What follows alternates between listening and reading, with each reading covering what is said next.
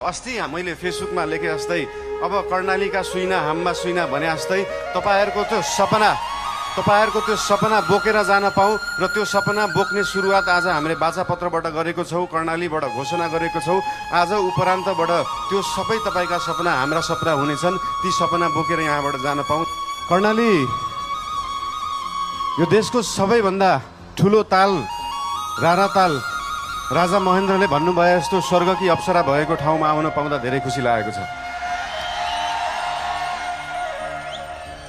देशको सबैभन्दा लामो नदी रहेको ठाउँ, देशको सबैभन्दा ठुलो जिल्ला रहेको ठाउँ, देशको सबैभन्दा ठुलो गाउँपालिका रहेको ठाउँ, देशकै सबैभन्दा गहिरो ताल रहेको ठाउँ, जुन गहिराईलाई आजसम्म कुनै सरकारले, कुनै पार्टीले यो देशले बुझ्न सकेन, त्यो गहिराईलाई बुझ्न चाहन्छौं। त्यो गहिराई बुझ्ने पार्टी हो राष्ट्रिय स्वतन्त्र पार्टी।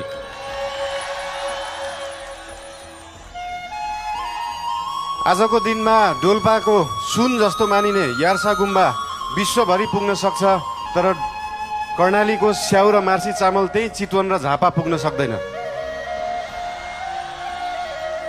यहाँको उत्पादनलाई कम्तीमा पनि देशभरि पुर्याउने पार्टी बन्न चाहन्छ राष्ट्रिय स्वतन्त्र पार्टी। आफैमा यो सिन्जा भ्याली सिभिलाइजेसन, सिन्जा उपत्यका सभ्यता भएको ठाउँ, नेपाली भाषाको उद्गम स्थल, खस भाषाको उद्गम स्थल। यहाँ आफ्नै भाषा छ, आफ्नै लिपि छ, आफ्नै चित्रकला छ, आफ्नै नाचगान छ, आफ्नै जात्रा पनि छ। यो सबै भयो भने एउटा सभ्यता मानिन्छ। त्यो सभ्यता जोगाउने पार्टी बन्न चाहन्छ राष्ट्रिय स्वतन्त्र पार्टी।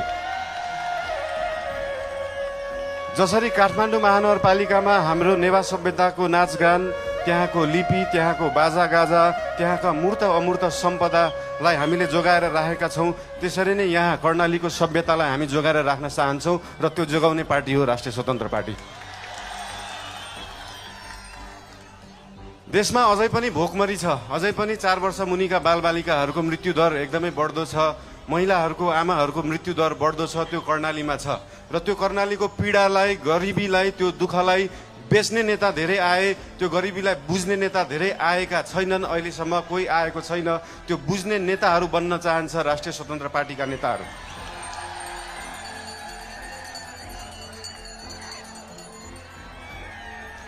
यहाँको पर्यटन, यहाँको सम्भावना, यहाँको कृषि, यहाँको खेतीपाती, यहाँको आय आर्जन सबै वृद्धि गर्न पाऊँ, तपाईहरूको आशीर्वाद लिन पाऊँ। र तपाईहरूको अस्ति मैले फेसबुकमा लेखे जस्तै अब कर्णालीका सुइना हाममा सुइना भने जस्तै तपाईहरूको त्यो सपना बोकेर जान पाऊँ र त्यो सपना बोक्ने सुरुवात आज हामीले बाचापत्रबाट गरेको छौं, कर्णालीबाट।